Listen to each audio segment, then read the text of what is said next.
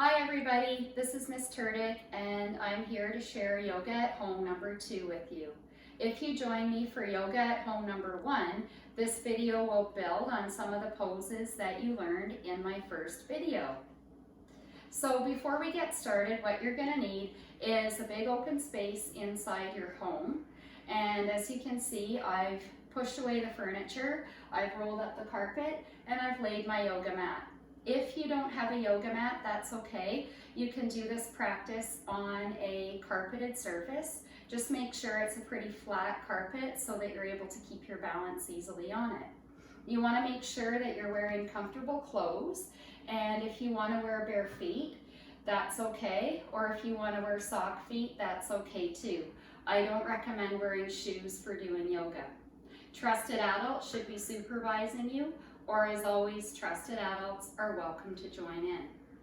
Before we start this yoga practice, I just want to dedicate this yoga practice to all of our essential workers out there. I know that in our school community we have lots of parents who either work as nurses or PSWs or in other healthcare fields. We've got truck drivers, we've got grocery store workers, pharmacy workers, custodians, garbage truck drivers, recycle workers, and I just want to thank all of you essential workers for your sacrifice at this time. It means a lot to me and it means a lot to my family. So this practice is dedicated to you. So to get started, we're going to lay on our mats in Savasana. You might remember this pose. It's our resting pose from last time. So you're just going to spread out wide on your mat, feet at the corners of your mat, hands upright like so, palms facing the ceiling, and you just want to take a few breaths in and out.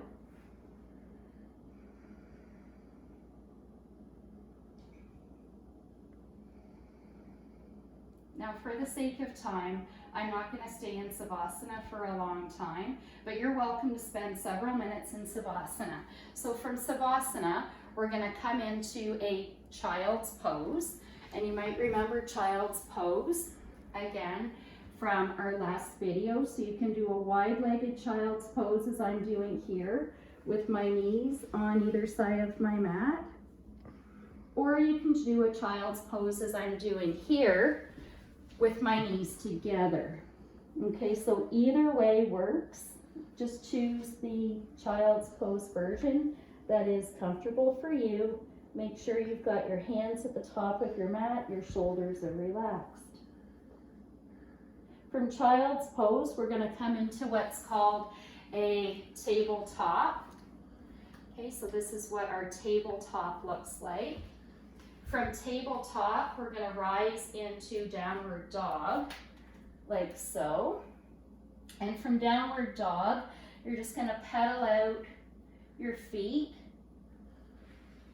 And you can come high onto your toes, lowering your heels. Come high onto your toes, lower down to your heels again, and that provides a nice stretch for the backs of your legs. And it's okay if your heels don't touch the ground. You do what's comfortable for you. That's the biggest thing to remember in yoga. Okay, from our downward dog, we're going to walk our hands to our feet and hang in a forward fold. You can reach for opposite elbows and sway from side to side like so. Just letting your head and neck hang. Great for stress relief. From here, if you want an added challenge, you can either stand on the palms of your hands for a stretch for your wrists. If you're somebody who likes to text or game, this is a great stretch for the wrists. If that doesn't work for you, you're welcome to wrap your peace fingers around your toes as I'm doing now. So that's our forward fold, and we're going to rise to stand and take what we call mountain pose.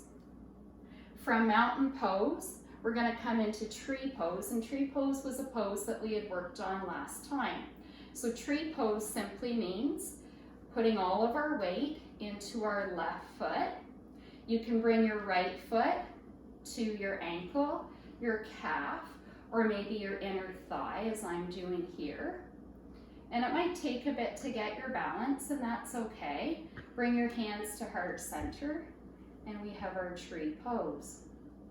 Now you're welcome to stay just as I am now with hands at heart center, or you can grow the branches of your tree up. And to challenge your balance, you can look up at the ceiling. You can stay like this for as long as you feel comfortable. And when you're ready to come out, lower your hands back to heart center, bringing your knee forward and lowering your foot. Now, as I always say with yoga, what you must do to one side, you've got to do to the other. So all of our weight now into our right foot, picking up our left foot and placing it either against our calf or our ankle or our inner thigh. I'm going to choose the inner thigh, and again, hands to heart center. And again, if you fix your eyes on a point that's not moving, that will help you with your balance. Now this time I'm going to grow my branches a different way. I'm going to grow them out like so, pushing through my hands. So again, if you're somebody who does a lot of texting or gaming, this will help your wrists.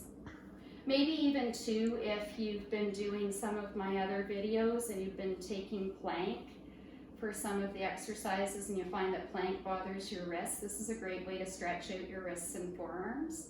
Okay, again, when you're ready to come out, bringing your hands back to heart center, knee forward, foot down. I've made some notes just so I don't forget the poses that I've included, so I'm just going to check my notes and make sure that I'm including everything. Our next pose is our prayer twist. So this is a new one. Okay, so for prayer twist, we're going to return to our mountain pose.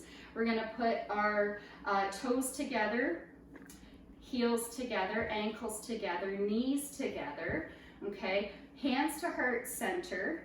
We're going to bend our knees.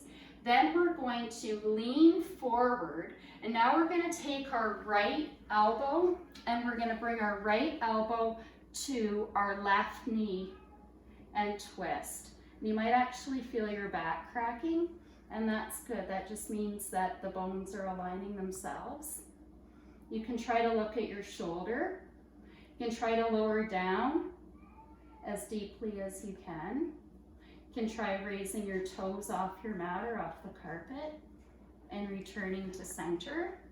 Now we're going to reach our arms up to the ceiling, a little back bend to stretch things out, stretching out your legs as well. Coming back down into our twist, making sure that, again, our feet and our ankles and our knees are staying together this time. Left elbow to right knee. And I'm going to look up at my shoulder.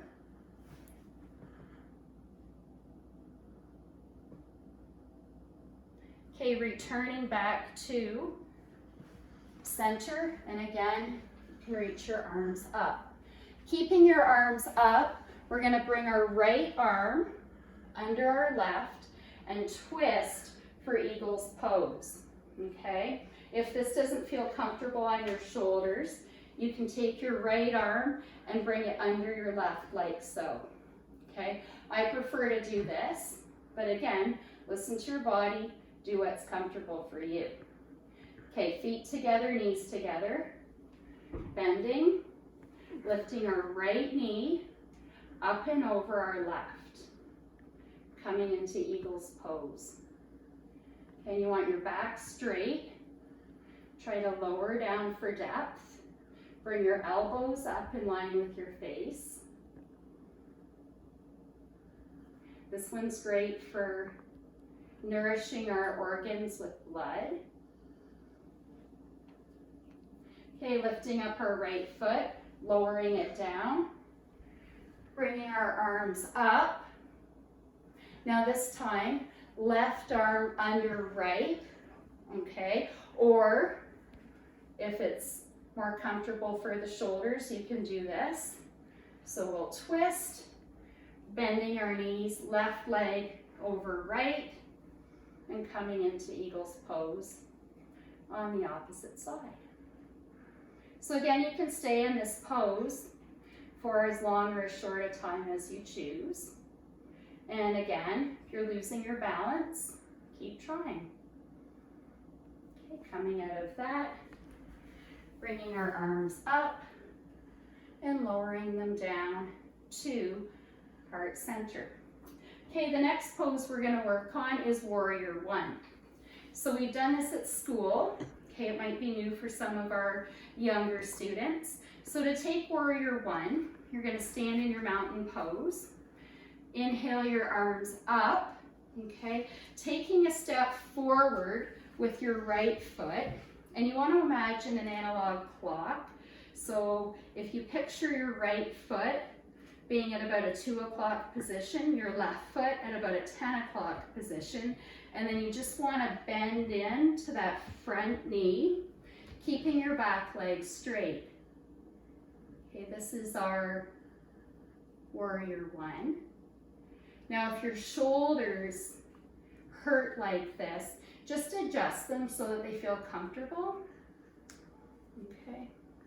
From here, coming into warrior two.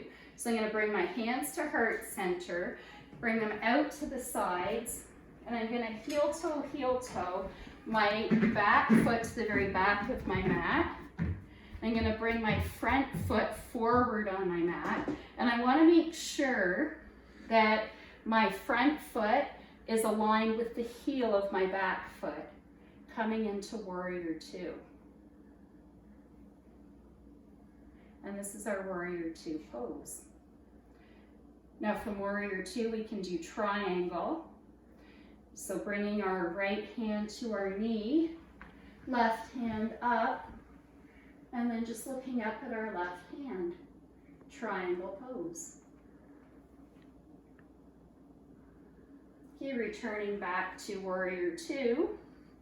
And from warrior two, hands to your hips, heel toe, your feet together, coming back to the center of our mat. Warrior one on the opposite side. So this time, we're going to position our left foot at that 10 o'clock position, our right foot at that 2 o'clock position. Okay, inhale your arms up, bending into your front knee, like so, keeping your back leg nice and straight. You want to avoid scrunching your shoulders up like this.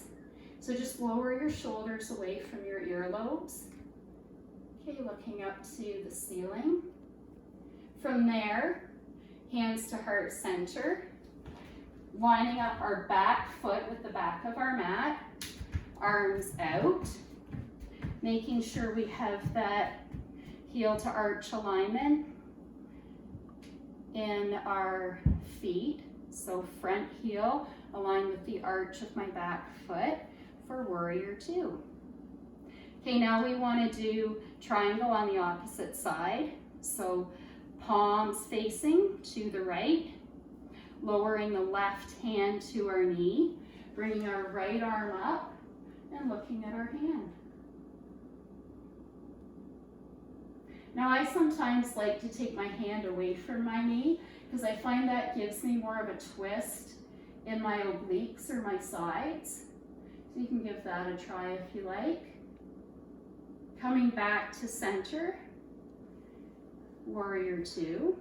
You can really bend into that front knee for a little bit more depth in your warrior two. It's a great pose for building strength, especially in the upper leg muscles.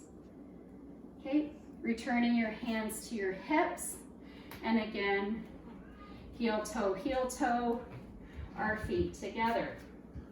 Just gonna check my notes, make sure I'm not forgetting anything. Toppling tree, one that a lot of students like. So for toppling tree, again, this is one that requires a little bit of balance, maybe a little bit of practice. If you do fall out of toppling tree, that's okay, just try again, okay?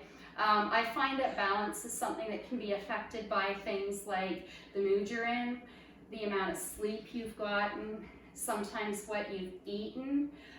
So balance changes day to day. So you might do this routine one day and go, oh my gosh, my balance was terrible. And then do it another day and be like, wow, I can't believe how good my balance is. So if it's one of those days where balance isn't the greatest, don't give up. Don't think you're bad at yoga. Just keep trying. Okay, so for this pose, okay, we're gonna step forward from the back of our mat, or in your space if you're on a carpet. You wanna have nothing in front of you that could get in your way. Okay, so I'm gonna step forward onto my right foot, like so. Okay, I'm gonna put all my weight into my right foot. I'm gonna begin with a little bend to my knee. I'm gonna keep my hands on my hips because that's gonna help me figure out if my hips are aligned. From there, I'm gonna tip forward like so, elevating that left leg. Now you can choose to either pretend you're stamping the back of your wall with your foot as I'm doing, or you can choose to point your toe. Once you've got your balance, bring your arms back, and there you go, toppling tree.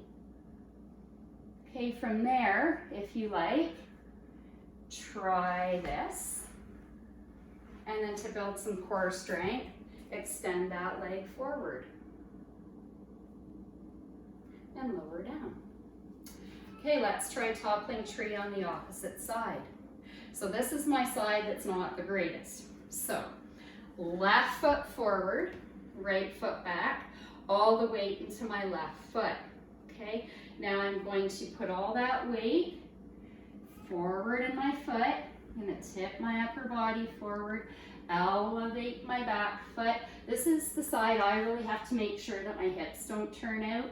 So I'm just going to keep my hands there, make sure my hips are aligned, bring my arms back, and again, point your toes or stamp the back of your wall with your foot. Okay? And you see my eyes are focused on a point that's not moving. I'm going to bring that leg forward, elevate my arms, swing my leg out, stretch those leg muscles, build some core strength, and lower my foot to the floor. Toppling tree. Well done. Okay, now from there, we're going to focus on our floor series. Okay, so floor series, we're going to come into a pose called thread the needle. So lying on your back, okay, you're going to position your feet about, I don't know, a hand's distance away from your bum. Okay, you're going to elevate your right leg, bringing your ankle to your knee. Now if you like, you can stay here and simply push back on that right leg, but not at the knee joint, okay? Or you can reach through the space you've created, grab your shin, and use your elbow to keep the leg back. Okay, so thread the needle. Okay, lowering that left foot. Now we're going to do it on the opposite side. Left leg up, left ankle to right knee. Okay, again, I can stay here like that. That's a good enough stretch for my hips. Or I can reach through in that space I've created, like so. Okay, you want to make sure that you're bringing your chin to your neck. That will protect your neck. This is a great one for relieving tension in the hips. If you're sitting all day, you tend to get tension building in your hips. This helps to relieve that. Okay, so that's our thread the needle. Okay, from thread the needle, we're going to work on locust pose. From video 1, we did cobra's pose for our school. Now we're going to come into locust. Okay, so full locust, you want to lower down. Okay, you want to keep your toes together, ankles together on your mat. You can interlace your hands behind you and elevate them. And then from there, you're going to keep your shoelace part of your foot glued to your mat. And then once you've elevated your chest, work to lift your legs. Now you see that there's a bit of a quiver to my legs, and that's okay. That's my muscles working hard. And if you feel like you're shaking, that just means that your muscles are getting stronger. Locust pose. From there, we're going to do bow pose. So bow pose simply means bringing both feet to your bum like so, reaching back, grabbing at the ankles. Okay, now if this doesn't work, you can take a big t-shirt or a towel and loop that around to help you reach back for your ankles. From there, you're going to bring your legs up like so, and we have our bow pose. And you can kind of rock a little bit, see how that feels, and lower down. Hands to your mat. Okay, all right, sleeping hero pose.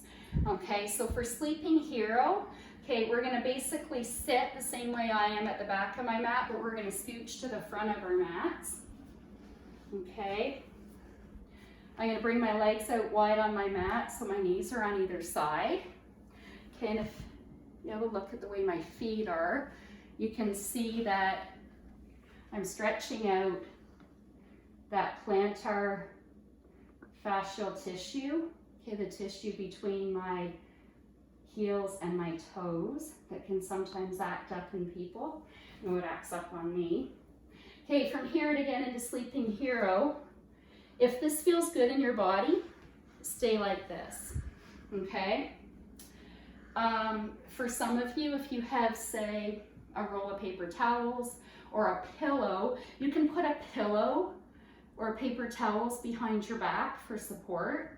Okay, if it feels good without those things, work to lower back to your elbows, okay? And again, if you've got that pillow or paper towels there, that'll support you. If that feels comfortable, you can lower all the way back like so. And this is sleeping hero. And this is a pose that, you know, you have to work at. Some people, especially the young, are very flexible and they might be able to do this without much effort. But for anyone that is an older kid, definitely an adult, you might have to work a little harder to get this pose. But with time, it will come. But as I said, use something to support you to get up. Okay, you're using your elbows to push up like so, nice and easy, okay? You don't want to overdo it, so take an easy getting up. Okay, our last pose that we're going to work on is called pigeon pose. And again, you might want to keep paper towels or a pillow handy because you can use that. So for pigeon, we're coming into our downward dog. Okay, so if your legs feel like they need a stretch after doing sleeping hero, just give them a pedal. Oh, you heard my knee crack there. Okay, so for this, we're going to elevate our right leg like so. And you can open up your hip like this if that feels comfortable. Okay, from here, we're going to bring our knee up to our nose, and then we're going to swing our leg around like so. Okay, coming into what's called proud pigeon. If this feels good, stay there.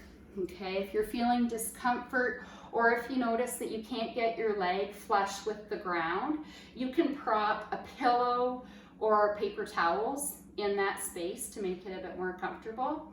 Okay, and if you feel comfortable the way you are and you're not experiencing any knee pain, then you can lower down like so.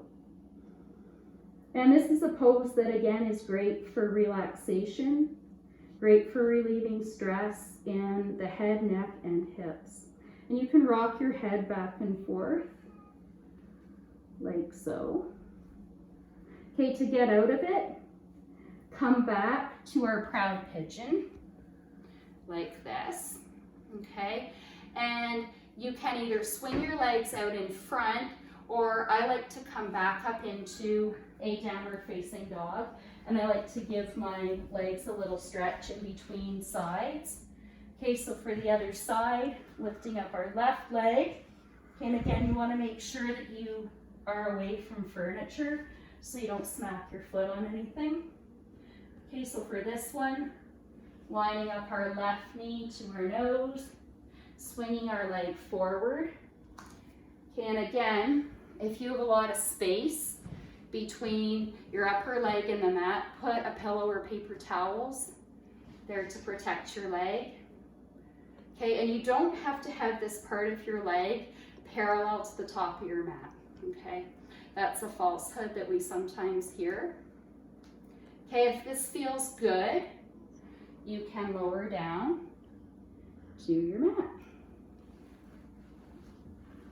For people who are experiencing pain in this pose, because I have a bit of a wonky knee on this side, so what I like to do is sit on my bum, and then I like to bring my leg up like so with my hands at my sides, and you'll feel the same stretch but only doing this. So if you were experiencing knee pain down in the other version I showed you, try this modification and it will help.